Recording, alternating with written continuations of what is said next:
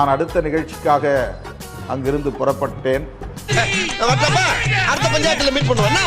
அந்த இருசக்கர வண்டியில் போன இளைஞர் இருசக்கர வண்டியை நிறுத்திவிட்டு எனது வண்டியை நோக்கி வேகமாக முறைத்து கொண்டே வந்தார். நம்ம யார் வம்புக்கும் போறது இல்ல, யார் தும்புக்கும் போறது இல்ல, நம்ம உண்டு நம்ம சோழி உண்டுன்னு போயிடுறது. நம்முடைய வண்டியை நோக்கி கைகளை ஓங்கி அசைத்து கொண்டே வந்தார். என்ன ஒரு புத்திசாலித்தனம். அவனை எதிர்த்து பேச நமது இயக்கத் தோழர்கள் 1-2 பேர் அவர் மீது கையை ஓங்கி அடிக்க முனைந்தார்கள்.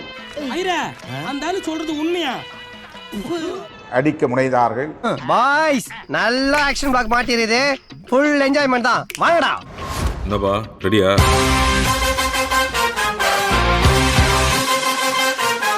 இப்போ ரீசெண்டாக அண்ணன் திருமாவளவன் அவர்களோட வண்டியை இடிச்சிட்டாங்க அப்படின்னு சொல்லி ஒரு பிரச்சனை ஒன்று வந்துச்சு. அது எத்தனை பேருக்கு தெரியும்னு தெரியல. தெரியாதவங்க அதை பார்த்து தெரிஞ்சுக்கோங்க. தெரியாதவங்களுக்கு இந்த வீடியோ ஷேர் பண்ணி விட்டுக்கோங்க. அண்ணே, கும்பாபிஷேகம் பண்ணணும்னு முடிவு பண்ணிட்டீங்க. அதை ஊருக்கு வெளியே வச்சு பண்ணுங்க, கூட்டத்தில் வச்சு பண்ணிடுறாங்க. நீதிமன்றத்து பக்கத்திலே இந்த பிரச்சனை நடந்திருக்கு. இதை பற்றி பேசுறதுக்கு இது என்ன அவ்வளோ பெரிய விபத்தா அப்படின்னு நீங்கள் கேட்கலாம். இது ஒன்றும் அவ்வளோ பெரிய விபத்து கிடையாது. ஆனால் அந்த பிரச்சனை சின்னது கிடையாது. இந்த மாதிரி பிரச்சனைகள், ஆக்கிரமிப்புகள் வந்து நம்ம விசிக கட்சியினர் மேலே இப்போ கடந்த சில ஆண்டுகளாக அதிகமாக வந்துக்கிட்டே இருக்குது. அதனால அதை பற்றி நம்ம கண்டிப்பாக பார்த்து தான் ஆகணும்.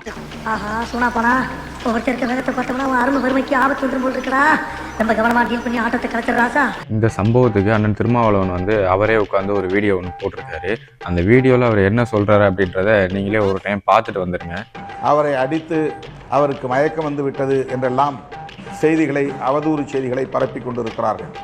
அண்ணன் திருமாவளவன் சொல்கிறாரு, திட்டமிட்டே வண்டியை நிப்பாட்டி பிரச்சனை பண்ணணுங்கிற நோக்கத்தோடவே கையை ஓங்கி அசைச்சுக்கிட்டு பிரச்சனை பண்ணிட்டாரு அப்படின்னு சொல்கிறாரு. இவனுக்கு ஒரு சீட் எடுத்து பாருங்க ஐயா, வெறும் பொய்யா சொல்லிக்கிட்டு தெரியலாம். ஆனால் இந்த வீடியோவை நீங்கள் பார்த்துட்டு வாங்க.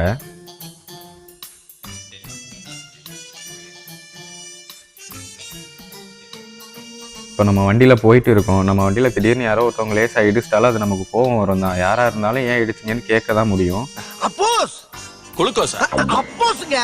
அவர் பேச கூட விடல. போலீஸ் வராங்க. அவங்கள்ட்ட அவர் சொல்லிட்டு இருக்கும்போதே அண்ணன் திருமாவளவன் கூட இருந்தவங்க எல்லாம் மொத்தமாக கிளம்பி அந்த நபரை சுற்றி வளைச்சிட்டாங்க. அவரை பேச கூட விடல, அடிக்க ஆரம்பிச்சிட்டாங்க.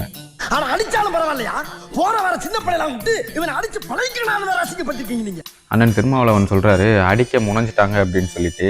அடிக்க முனையல, அடிச்சிட்டாங்க. உனக்கு குறவழி வரைக்கும் சோத்த போட்டு வண்டியில ஏத்திட்டு வந்ததுக்கு உன்னால என்ன பண்ண முடியுமோ அதை பண்ணிட்டேன். போலீஸ் சொல்லவும் அவர் வந்து வண்டியை எடுத்துட்டு மூவ் பண்ணி வராரு போறதுக்கு. இந்த வீடியோவை நீங்க பாத்தீங்கன்னா தெரியும். உருட்டி கொண்டு தள்ளி விடுவாரு, அந்த வாகனம் போய் விழுகும் ரோட்ல. இது எல்லாம் நடக்கிறது 17-18 செகண்ட் நடந்துடும். கையை ஓங்கி அடிக்க முனைந்தார்கள். நீ பைத்தியக்காரனவே நினைச்சிருக்கிறல்ல நீ. அடி தாங்க முடியாம அவர் பயந்து ஓடுறாரு. போலீஸ் முன்னாடியே, போலீஸ் தடுத்தும் இவங்க ஆட்களை வந்து நிக்காம அவரை வந்து தாக்க ஆரம்பிச்சிட்டாங்க. எல்லா பேரும் சேர்ந்து நடு ரோட்ல அந்த ஆளை போட்டு அடிக்க ஆரம்பிச்சதுமே அவர் விட்டுட்டு பார் கொலுசுல ஓடுறாரு. போலீஸும் அங்கேதான் நின்றுட்டு இருக்காங்க. போலீஸ் கண் முன்னாடியே அவரோட பைக்கை பிடுங்கி ரோட்ல தள்ளி விட்டு அவரை ரொம்ப அடிக்க ஆரம்பிச்சிட்டாங்க சுத்தி உள்ளவங்க எல்லாம். நம்ம குடும்பத்துக்கு இதெல்லாம் தேவையா கோபி? ஆனா அந்த பிரச்சனை வந்து சமூக வலைதளங்கள்ல அதிகமா பகிரப்பட்டு ஒரு இஷ்யூவா மாறவும் நம்ம மேல தப்பு வந்துடக்கூடாதுன்றதுக்காக இன்னைக்கு அவரே ஒரு வீடியோ போட்டிருக்காரு. இந்த மாதிரி நிகழ்ச்சி இதுக்கு முன்னாடி நிறைய நடந்திருக்குது. ஆனா இதுதான் பிரச்சனை. விசிக கட்சி ஒரு தனி கட்சியா இருந்த வரைக்கும் கொஞ்சம் நல்ல கட்சியா தான் இருந்துச்சு. அதுல எந்த ஒரு மாற்று கருத்தும் கிடையாது. நாம் யாருக்கு என்ன தீங்கு செய்தோம்? நமக்கு மட்டும் ஏன் இப்படி எல்லாம் நடக்கிறது? என்னைக்கு திமுகவோட கூட்டணி வச்சாங்களோ அதுல இருந்து இந்த விசிக கட்சியோட செயல்பாடுகள் என்னன்றதே மறந்துட்டாங்க. அச்சானி முடிச்சுட்டியாடா பீட. இங்க வரியா பீடன்னு பட்ட பேர் சொல்லி கூப்பிட வேலை வச்சுக்கிறாத. இன்னும் சொல்ல போனா திமுக செய்யக்கூடிய தவறுகளுக்கு திமுக கட்சியினர் எவ்வளவு முட்டு கொடுக்குறாங்களோ அதை விட கொஞ்சம் அதிகமாவே அண்ணன் திருமாவளவன் முட்டு கொடுத்து மறைப்பாரு. நம் ராஜதந்திரங்கள் அனைத்தும் வீணாகிவிட்டதே, இன்னும் பயிற்சி வேண்டுமோ? அண்ணன் எப்படின்னா மது தயாரிக்கிறவங்க கூடவே கூட்டணியில இருந்துகிட்டு மது ஒழிப்பு போராட்டம் நடத்துவாரு. சமூகத்து மக்களை பத்தி கவலையே படாத இந்த ஆட்சிகளோட கூட்டணியில இருந்துகிட்டு சமூகத்து பிரச்சனையை பத்தி பேசிட்டு இருப்பாரு. என்ன சொல்ல சொன்னா என்ன சொல்லிட்டு இருக்க? இத்தனைக்கும் ஆளுங்கட்சியோட கூட்டணியில இருந்துகிட்டு அவங்க சமூகத்து பிரச்சனைக்கு கூட அவர்னால இன்னும் ஒரு தீர்வை காண முடியல. எந்த பயனும் இல்லை. வேங்கை வயல் பிரச்சனைக்கு இன்ன வரைக்கும் அவங்க அந்த மக்களுக்கு என்ன நியாயம் வாங்கி கொடுத்தாருன்னு தெரியல.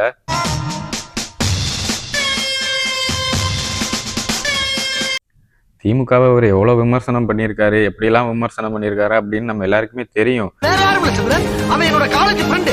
அப்ப இருந்து அவன் குடும்பத்தை நான் கவனமா பேசுறேன், என் குடும்பத்தை அவன் ரொம்ப கவனமா. ஆனால் இவ்வளோ விமர்சனம் பண்ணிட்டு திரும்ப திமுகலே வந்து கூட்டணியில் சேர்ந்திருக்காரு பார்த்தீங்களா, அங்கே தான் நிற்கிறாரு நம்ம அண்ணன். புள்ள பூச்சிக்கெல்லாம் கொடுக்கு முளைக்கும்னு நான் என்ன கனவா கண்டேன். இதெல்லாம் எதுக்காக?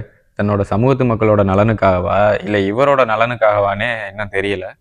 ஒருத்தனை ஏமாத்தணும்னா அவன் கிட்ட கருணை எதிர்பார்க்க கூடாது, அவன் ஆசையை தூண்டணும். பாஜகவினருக்கு உண்மையிலேயே சொரணை இருந்தால் விஜய் அவர்கள் என்னுடைய கொள்கை எதிரி பாஜக தான் என்று அறிவித்த நிலையில் நக்கு செத்த பையல விஜயோடு வலிந்து உறவாட இவர்கள் முயற்சிக்க மாட்டார்கள். கொஞ்சம் பொறு, மிஷின் நிக்கட்டும். இனி எந்த சூழலிலும் எந்த காலத்திலும் காங்கிரஸ் கட்சியோடு விடுதலை சிறுத்தைகளுக்கு எந்த தொடர்பும் இல்லை எப்படி கர்நாடகத்தில் காங்கிரஸ் கட்சியை ஆட்சி பீடத்தில் அமர்த்த வேண்டும் என்று கேட்டுக் கொள்வதற்காக உங்களை நாடி வந்திருக்கிறேன், தேடி வந்திருக்கிறேன். இவன் சரியான பைத்தியம் இல்ல, சரியாகாத பைத்தியம்டா. முறைகிறான், முறைச்சலுக்கு தான் அடியை தவிர அவன் என்ன சாதினுங்கிறது தெரிஞ்சு அடி இல்லை. நான் முறைச்சா நான் அடிச்சேன், முறைச்சா நீ அடிச்சிருவியா? நிமிந்து பார்த்தாலே அடிப்பீனாலே. அப்ப முறைச்சா நீ அடிச்சிருவியா? அப்ப அந்த அடிக்கிறதுக்கான தைரியத்தையும் தெம்பையும் இல்ல அந்த அதிகாரத்தையும் உனக்கு யாரு கொடுத்தா? வேற யாரு? நான் தான். அவன் முறைச்சா நான் அடிச்சேன், அப்ப முறைச்சா நீங்க அடிப்பீங்களான்னு நான் கேட்கறேன். நம்ம கேட்போம். யாரா இருந்தாலும் முறைகிறான், முறைச்சலுக்கு தான் அடியை தவிர அவன் என்ன சாதினுங்கிறது தெரிஞ்சு அடி இல்லை. ஏன்னா மூக்கு புடப்பா இருந்தா சில நேரத்துல இப்படி எல்லாம் யோசிக்க தோணும் கொஞ்சம். அவ்வளவு திமிராடா உனக்கு, அவ்வளவு ஆணவமாடா உனக்கு. நீங்க நம்பர் 1 டுபாக்கு, அவன் நம்பர் 2 டுபாக்கு. நான் நம்பர் 1. அந்த கையை ஓங்கி அடிக்க முனைந்தார்கள். ஏன்ட்டு சொன்ன திமிரா முறைச்சு பார்த்தது தான் அடித்தாங்க, 4 தட்டு தட்டினாங்க. இதுல எதுல உண்மை? ரெண்டும் உண்மைதானே? சரியா? உங்க வீட்டு பிள்ளையா நினைச்சு எல்லாரும் என்னை மன்னிச்சிருங்க. ஏண்டா பண்றதையும் பண்ணிட்டு எங்க வீட்டு பிள்ளையாடா நீ? அடிக்கடா அவனை. அப்ப ஸ்டார்ட் பண்ணுங்க.